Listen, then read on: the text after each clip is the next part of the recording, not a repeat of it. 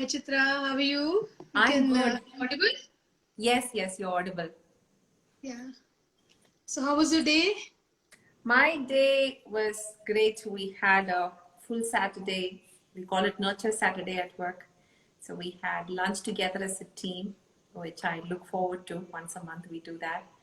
And we have interactive sessions to, upskill ourselves. So we had Okay. one 4 to 6 today. It was a Okay, webinar cool. open for So been parents a as hectic well. day So for it's been you. a busy day. It's a busy day, yeah, of Yeah, course. but I loved it. Yeah. So probably we can start off. So welcome everyone to our episode 7 of Kapi Poha session and Ittefaq series. And we are glad to have Chitra Thadathil as our guest speaker. As mentioned in my posts and all that, she's a speech language pathologist. She's a founder of and director of Dimension Center at Child Development. And her story is very inspirational for me.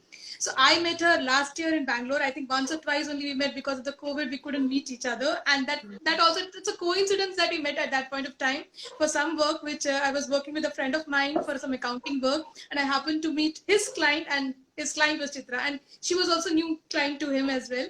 So that's how I met Chitra. But whatever I've heard about her center and the stories about the location where it is, which is there based out of in Bangalore, and the office and the setup is really beautiful. So I love your place actually. So when I visited, I used to go and sit and look at all the rooms, the tables and all, how it's been arranged. So yeah, over to Chitra now. So you can say hi to our viewers as well.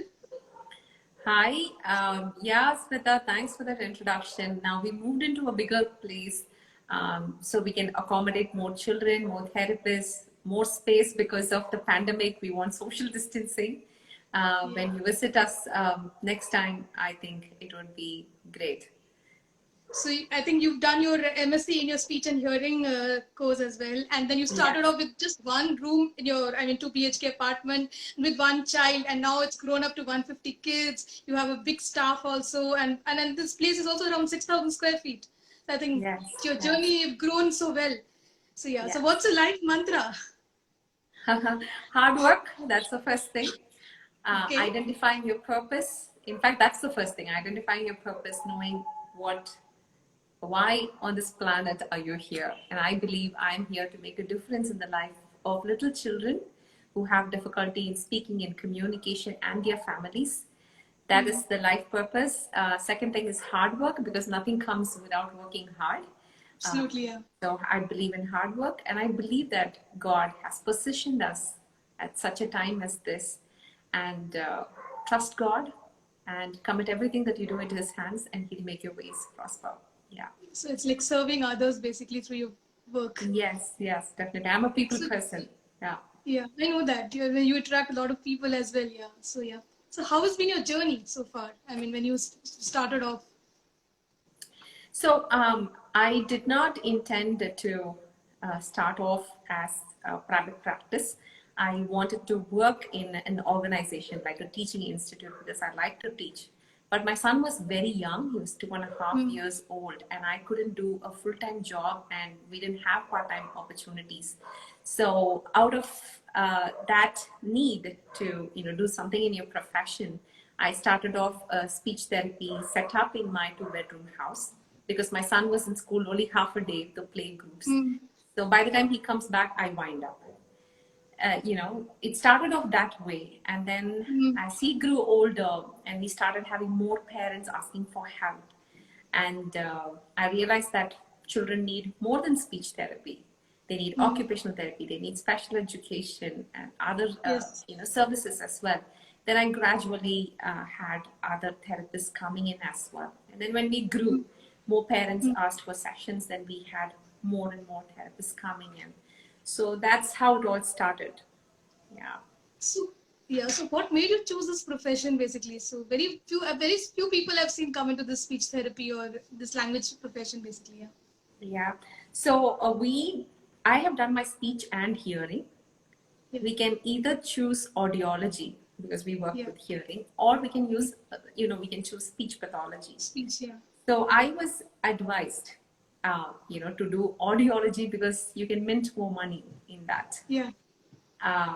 Less pressure, less work. But then my passion was to work with children. And I get excited to see a difference in a child's life. And when I see that confidence in the parent, that gives me that satisfaction. And I decided no audiology, I will do speech pathology. Anyways, I'm good at talking.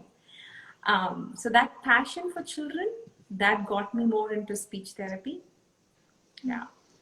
So yeah, we see communication is really important. We tell people that you should improve your communication, all, but there are disorders as well, so which probably people don't get to know about it. And if we get to know at an early stage, it can be cured as well. It can be made better, and people also make fun of these kids as well and grown-ups as well. So first of all, what is communication disorders? So, communication is being able to express one's needs, one's interests. But when that ability to express oneself is affected, then it's a communication disorder. We see that in little children as young as 6, 7 months who tend to express their needs through different gestures or crying. They have variegated crying. All of this can be affected in children who have communication disorders. It can also be seen in older people who are probably having stuttering, that is stammering. Maybe they have a voice issue. Maybe they had a stroke and they've lost their speech. Maybe there was a traumatic brain injury, they've lost their speech. So all of this encompasses communication disorders. And like you are aware, I'm more into children and I specialize in this. Talking about awareness, that's something you mentioned, right? People make fun and, how do we deal with that? That's a very amazing question, because this will stop only if there is proper awareness. Yes. And there's more of inclusion. A society that is inclusive is what we need to create. Firstly, it starts with media. What we see is what we believe, right? If media is making fun of a person who's stammering, then everybody wants to make fun because it's fun to bully somebody else. You feel more powerful by doing that. So it starts in media. That has to be corrected. These kind of movies or other series have to be completely prohibited from being licensed, because that is giving a very bad message to the common public, and it causes people to take things for granted. They think it's cool to make fun of somebody else. And using statements again in media, mental fellow, he's retarded, he's a preemie, what can you expect out of him? Those kind of statements that media loves and promotes is wrong. It has to be corrected. In our own homes, we need to work on inclusion, starting from little children. If they have somebody in the class who's making weird noises, who's flapping their hands, rather than protecting the child and saying, you don't go be with him, you will become like him, I think parents should educate children by saying, maybe he has a challenge, maybe he can't express, maybe that's why he's doing this. If you're his friend, if you play with him, he may stop doing it. Why don't you be his friend?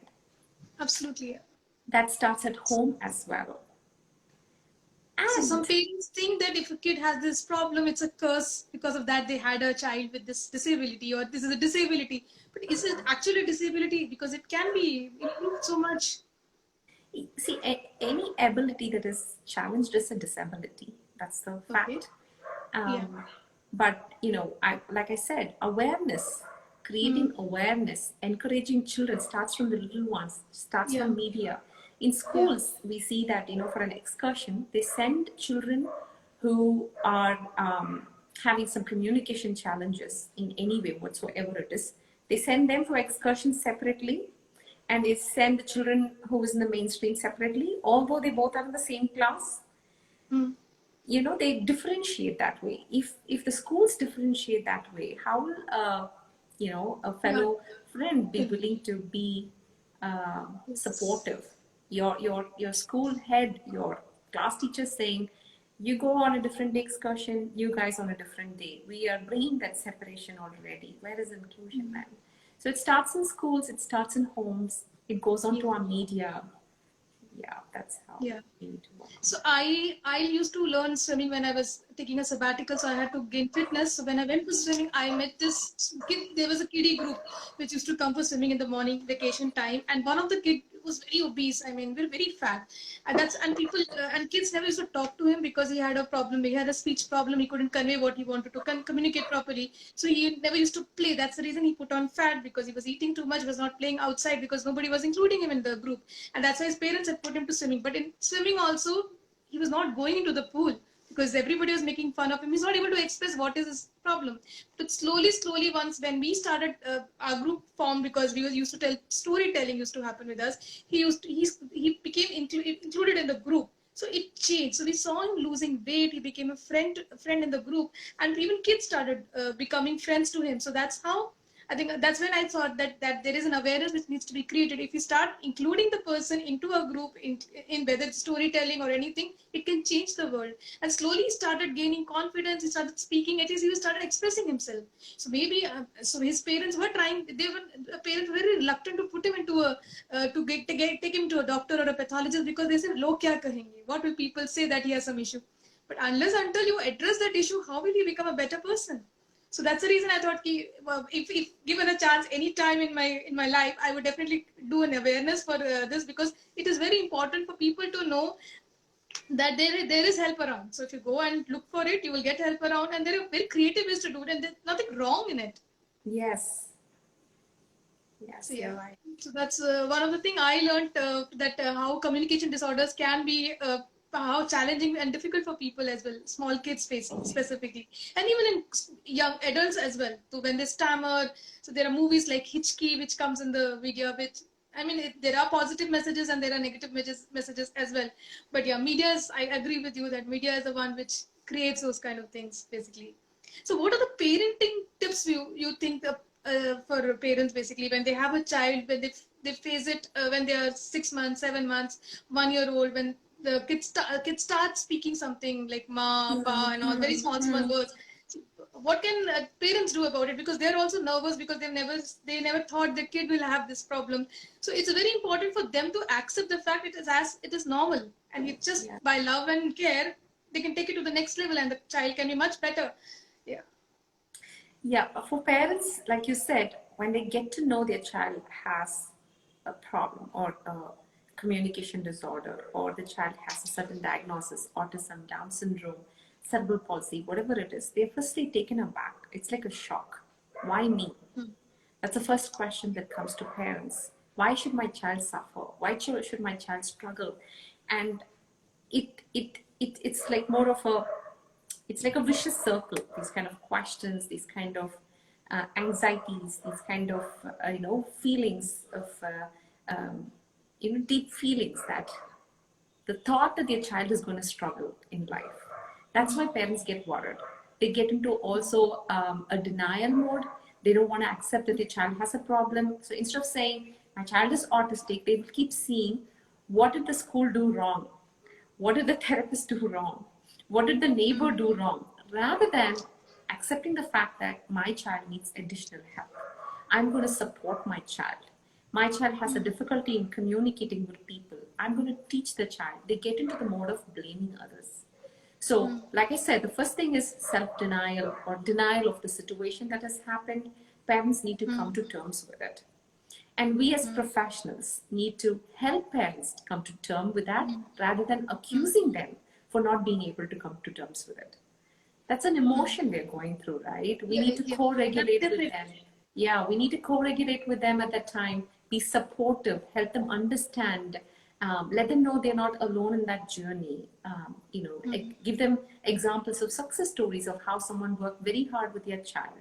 How is the child communicating now through writing or through words or through typing? And encourage the parent to focus on the road ahead.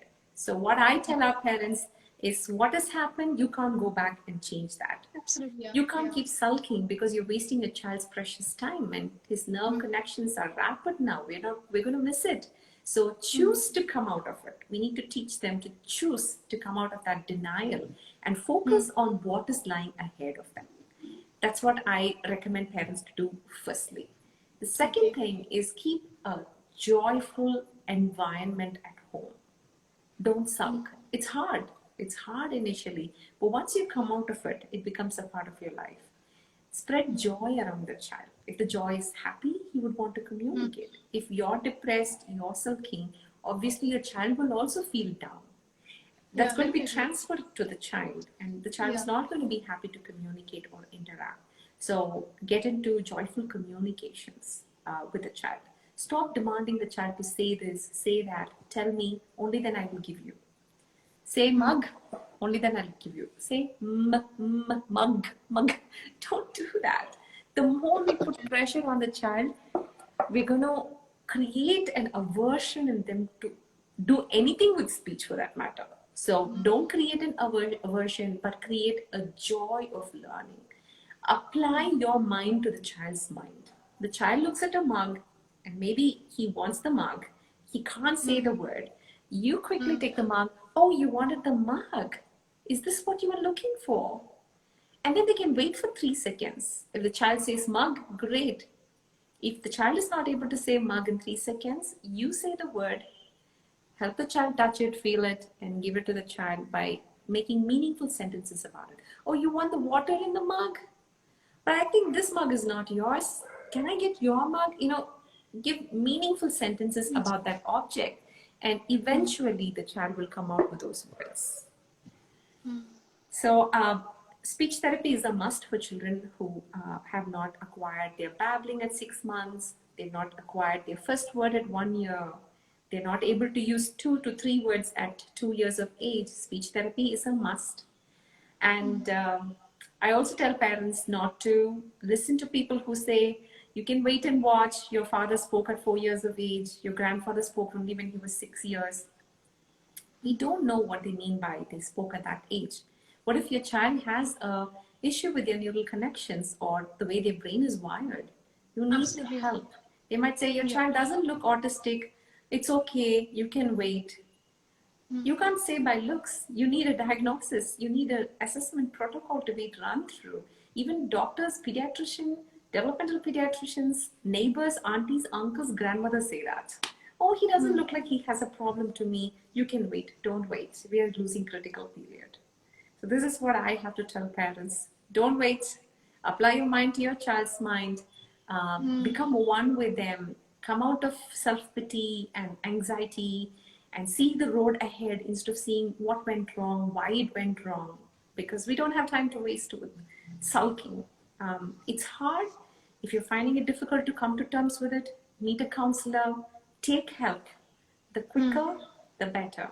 Better for the child as well. For the child, So how much time does this therapy and all take? A lot of time, or it's just 6 months? It is done. It's a long term which is needed. Yeah. How is it? This is a question that parents ask me every day, Smita, and I'm glad you asked me as well. It varies from child to child.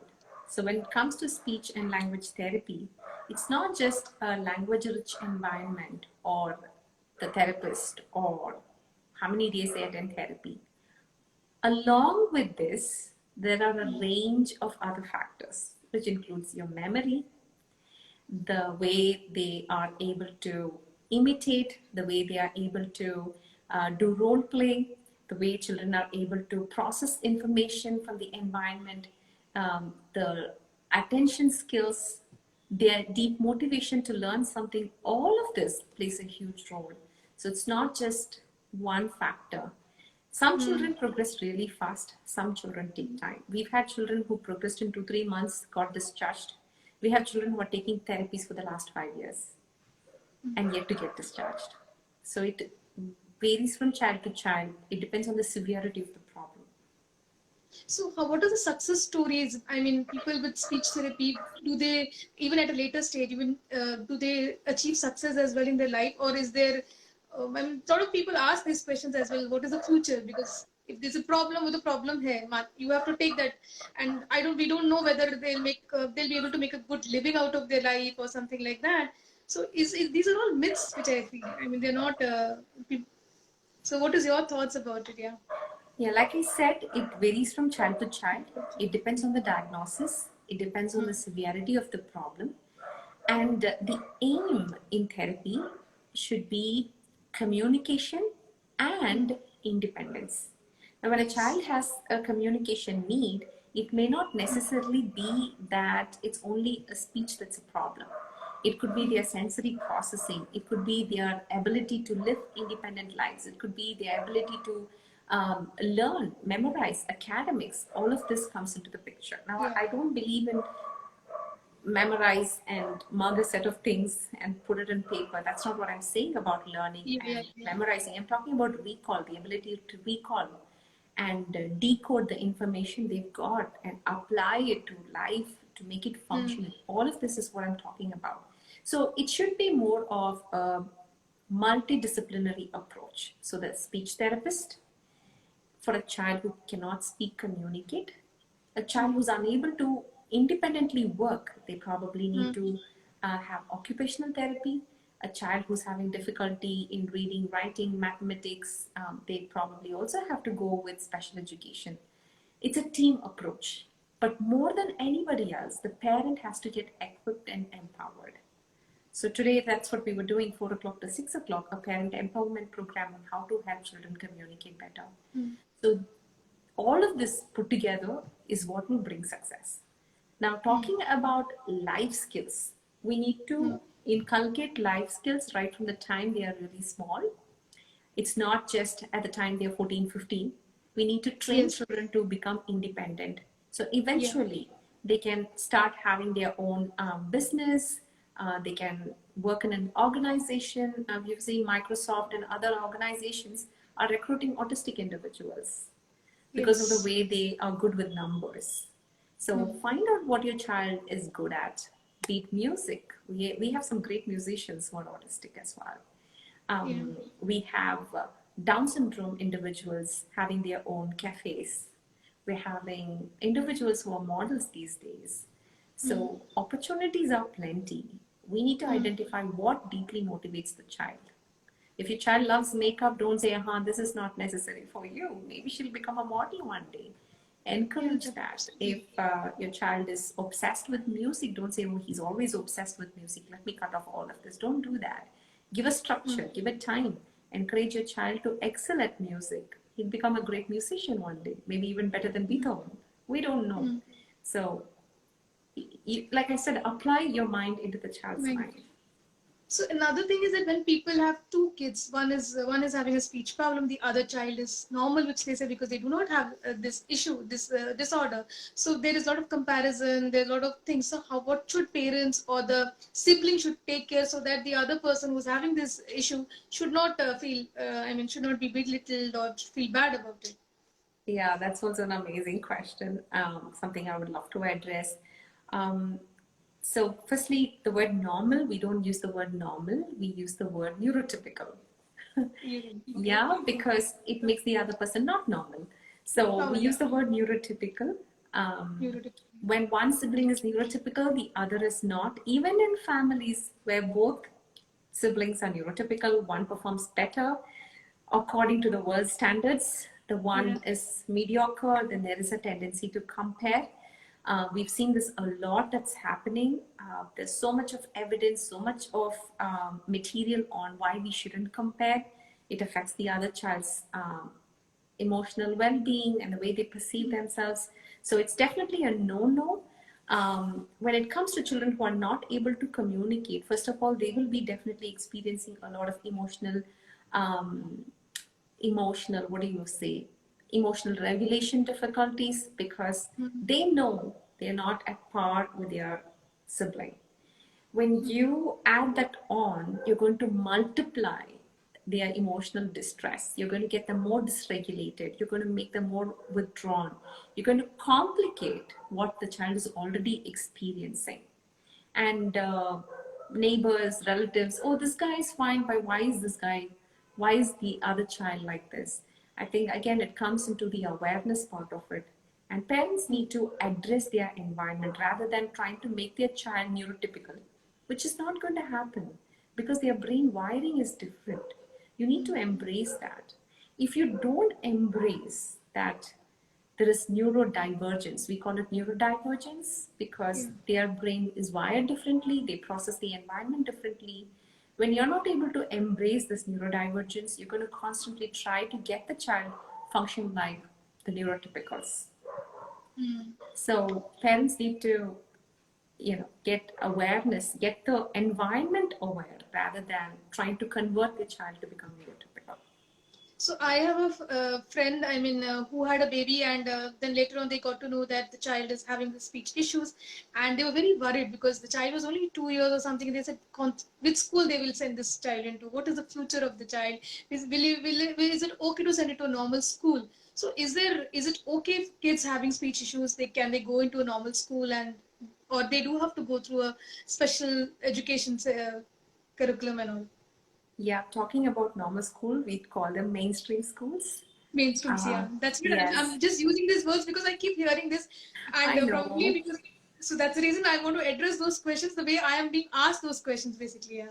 Yeah, I understand, Smita. I'm just helping you. Yeah. And yeah, so talking about mainstream schools, in India, we are taught that everything is to do with education. When the child is in kindergarten, they start talking about their medical seat or their engineering seat. When the child is not even able to talk in sentences, the child is already in school. Play group at 1.5 years it starts, which I think is not right. We are focusing far too much on academics, and life is not all about academics. There's Okay. much more Absolutely. that children No. ought to learn. And I think, firstly, we need to help families come out of that notion that everything revolves around the child's performance. We are forgetting the child as a person, as an individual. So, for parents who are focusing too much on academics, I would say that world doesn't end with academics. There's many more other skills like self-regulation, independence, being empathetic, being kind to somebody, being forgiving, being accepting. There are so many other life skills that our children need. Focus on that. For academics, some children are able to cope in spite of their communication difficulties with a mainstream school, but many children find it hard.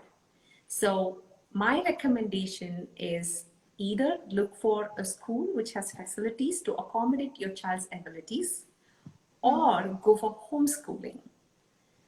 Work with your child at home in a comfortable environment. Einstein did homeschooling because his teacher couldn't tolerate Einstein. His mom homeschooled him.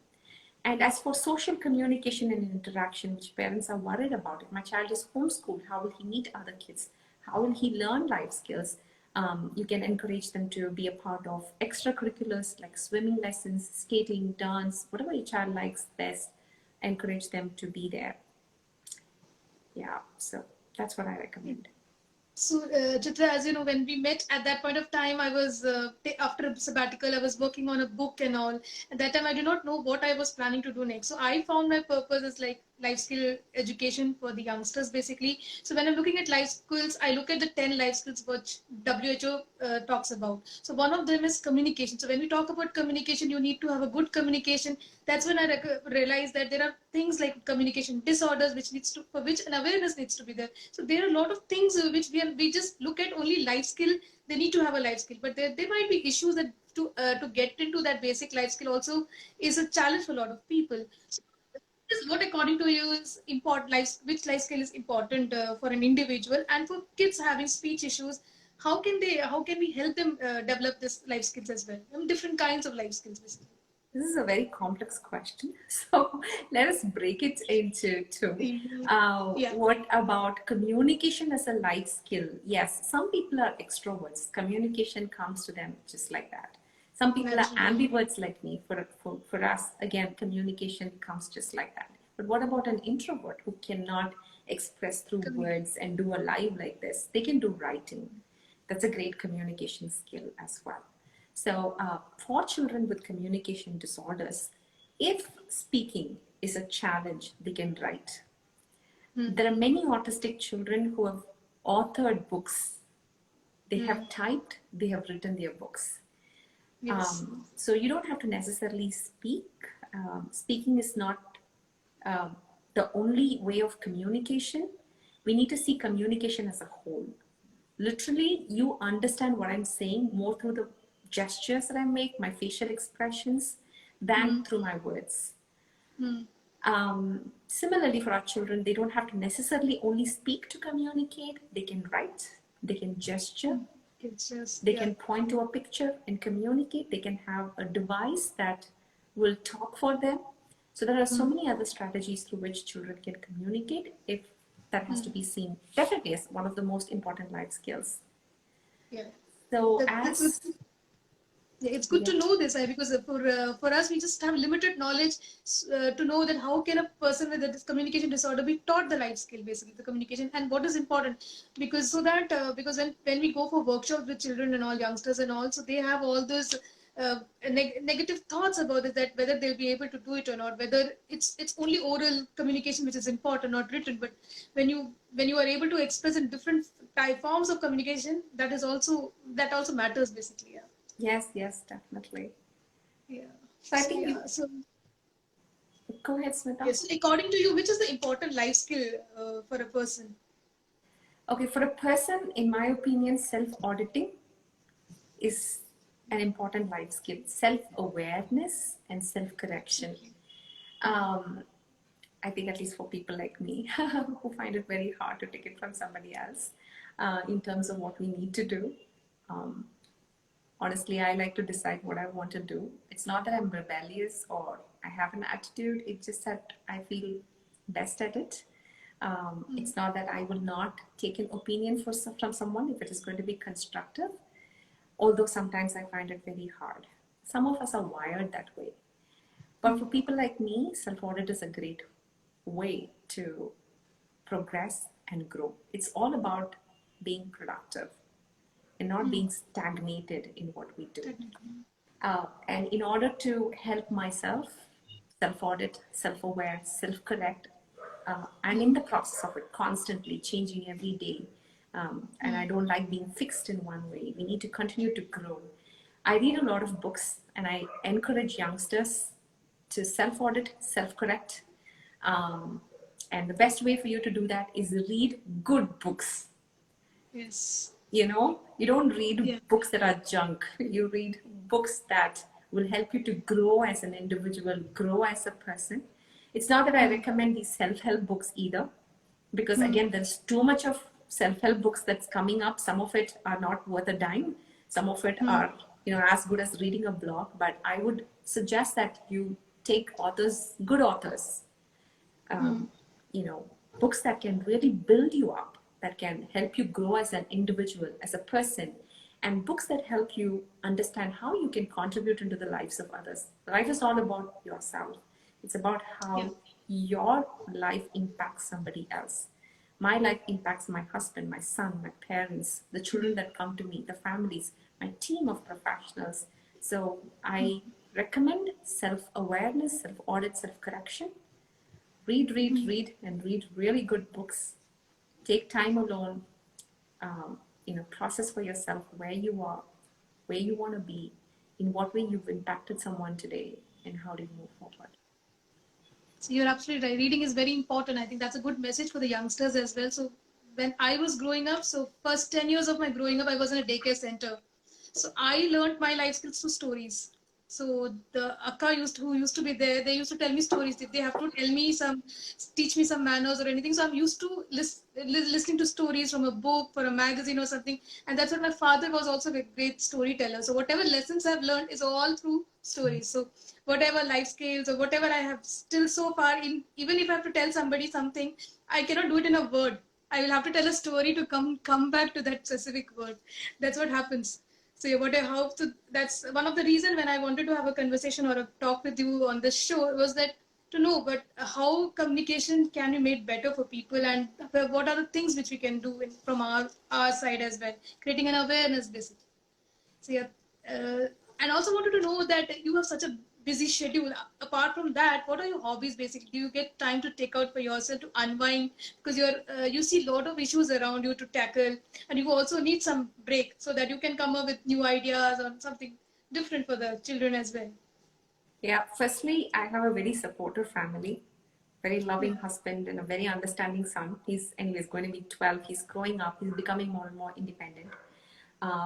They are very important, and without them, I don't think I can do most of what I do. I have an amazing team at Dimensions. My therapists are too good, and I love them. And I just have to tell them I have a problem I'm facing. How do we deal with this? They are in with their inputs. They'll say, "Ma'am, I'll do this. I'll do that." Um, an amazing team. I think God has blessed me with, and I don't take it for my credit. Uh, these two are two pillars for me. I can't do without. And as for unwinding, you're right, I'm really busy. And to unwind, I ensure I spend time after work with family, and I just close everything. On Sundays, I avoid looking at my phone in the morning. I mostly look at it maybe around 12 or 1 in the afternoon. Most of the time, I don't check in even my messages on Sundays. We take off as family. I tell my team also, I'm always thinking, I'm always having ideas popping up. I'm always noting down ideas. I can't help it. And sometimes for my sanity, I will take 3 days off now and then. We go out as a family. That's how I unwind. Yeah. So do more of reels, because I like your reels, whatever you do. They're very interesting. So it's a great way of creating an awareness. So yeah, people in my circle also have been telling them about your reels, about you as well, so that if they see people with communication disorders, they can relate to what these reels are all about. I've seen your videos with your son saying that time out with the gadget and all, because he was spending more time on mobile. So you did a storytelling. That's a good way of keeping people away from gadgets as well. Yeah. So they are interesting. So do more of those reels as well. So yeah, Sure, it will be Smita. good for people like us. Yeah. Let me see if there are any questions. I think people had joined. Some Goyal, Anisha had joined. I think there's no question as such. So if there are questions, we'll definitely come back to you if somebody's there with questions. Yeah. Thanks, Chitra, for coming to our show, sharing such a insightful information with all of us, and creating an awareness to me as well as for the audience and viewers as well. And viewers, if you have any questions related to communication disorders, you can follow Chitra and her Insta ID is Chitra_Thadathil, and she has a organization called Dimension Setup based out of Bangalore. And you can find her information if you Google it out also. And so she's there to help people and understanding more about communication disorders or the speech therapy, etc. Do reach out to her. And thanks everyone watching this show. And let's catch up next Saturday with another interesting personality at 7 p.m. and at the same Insta ID, which is NiMiTHAM_2020. Thanks everyone. Thanks Chitra for your time. Thank you, Smita. Thank you for having me. Bye. Take See care. you. Bye. Smita, I forgot to address your book. I think you're doing some great work. You authored a book and you're already authoring a couple of other books in the process. And I wish you all the very best. Thank you so much. If you get a time, do read the book and do share your feedback as well. Yes, yeah, yes, you're busy schedule, but whenever, if you love traveling, you might enjoy those stories as well. Sure, thank you, Smita. I will. Thanks. Take care. Enjoy your weekend as well. Convey regards to everyone at your team, specifically your team and family, because I've met them, so I know them as well. Okay, take care. Bye.